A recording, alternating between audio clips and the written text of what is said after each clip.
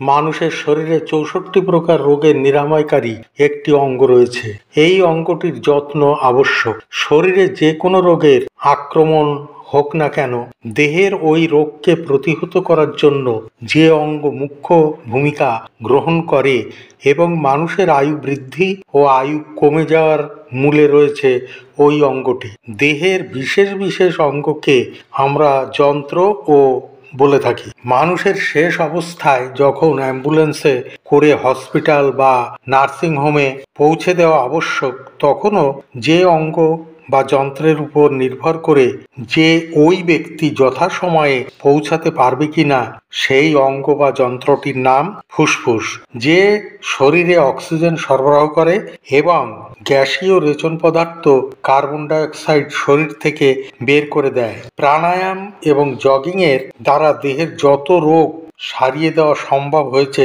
তার মূলে রয়েছে এই ফুসফুস। ফুসফুস শরীরে অক্সিজেন সরবরাহ করে আর অক্সিজেন খাদ্যকে ভেঙে শক্তি উৎপন্ন করে এবং এই শক্তি রোগের বিরুদ্ধে যুদ্ধ করে শরীরকে সুস্থ করে তোলে। শরীরে যারা রোগের বিরুদ্ধে যুদ্ধে অংশগ্রহণ করে তাদেরও এখান থেকেই শক্তি সরবরাহ করা হয়। তাহলে বোঝা গেল মূল জায়গায় যে রয়েছে সে হচ্ছে ফুসফুস।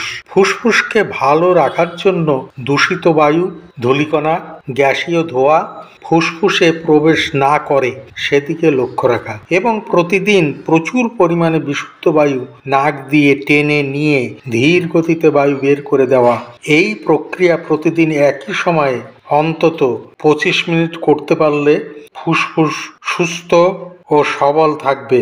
আজ এই পর্যন্ত। সকলে সুস্থ থাকুন, ভালো থাকুন। নমস্কার।